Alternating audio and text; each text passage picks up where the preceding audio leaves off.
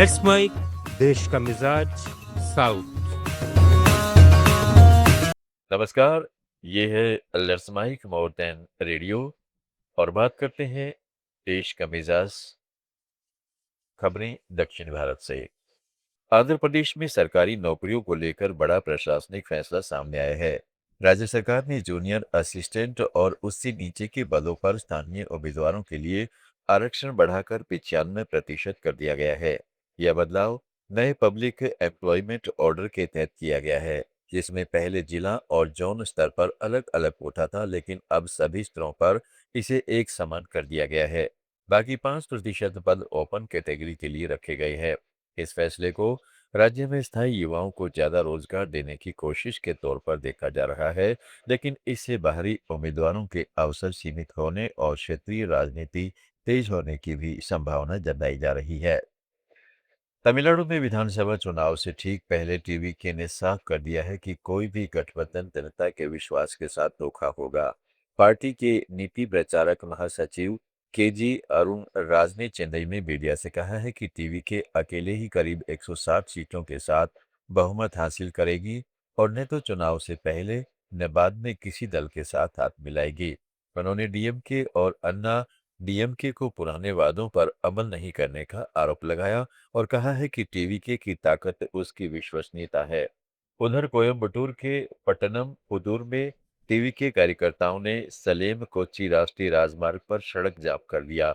उन्होंने डीएमके के सुलूर उम्मीदवार के लिए 2,000 रुपये प्रति वोटर बांटने और अन्ना डीएमके द्वारा 1,000 रुपये बांटने का आरोप लगाया। प्रदर्शन के दौरान एक कार से कार्यकर्ता को कुचलने की कोशिश की, जिससे तनाव बढ़ गया और यातायात ठप हो गया। पुलिस ने आधे घंटे बाद रास्ता खुलवाया।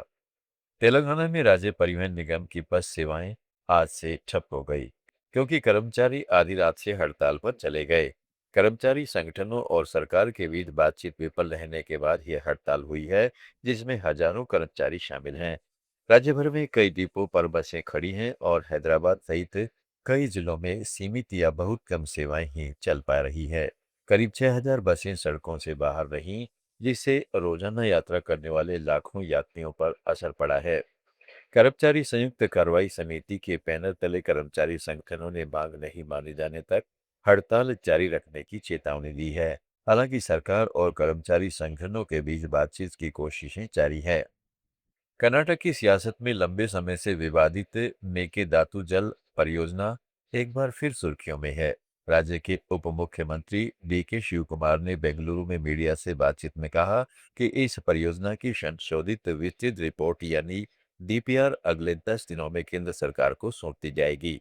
यह परियोजना बेंगलुरु समेत आसपास के इलाकों में आने वाले 25 से 30 साल तक पीने के पानी की जरूरत पूरी करने के लिहाज से बेहद अहम मानी जा रही है। हालांकि तमिलनाडु की आपत्तियों और पर्यावरणीय मंजूरियों जैसे मुद्दे अभी भी बड़े राजनीतिक और कानूनी चुनौती बने हुए हैं। ऐसे में रिपोर्ट जमा होने के बाद अब नजर केंद्र के फैसले और आगे की मंजूरियों पर टिकी रहेगी। केरल में त्रिशूर जिले के मुंदथिकोडे में पटाखा यूनिट में हुए विस्फोट के बाद राज्य सरकार ने बड़ा फैसला लिया है। राज्य कैबिनेट ने इस घटना को राज्य विशिष्ट आपदा घोषित करने के निर्देश दिए हैं और मामले की न्यायिक जांच के आदेश दिए गए हैं। जांच की जिम्मेदारी जस्टिस सीएन रामचंद्रन नायर को सौंपी गई है, जो एक सदस्यीय आयोग के तौर पर जांच करेंगे। इस हादसे में कम से कम 14 लोगों की मौत हुई है। सरकार ने मृतकों के परिजनों को कुल 14 लाख रुपए की आर्थिक सहायता देने का ऐलान किया है, जिसमें राज्य आपदा राहत कोष और मुख्यमंत्री राहत कोष दोनों शामिल हैं। घायलों को भी निर्धारित मुआवजा और अतिरिक्त सहायता दी जाएगी।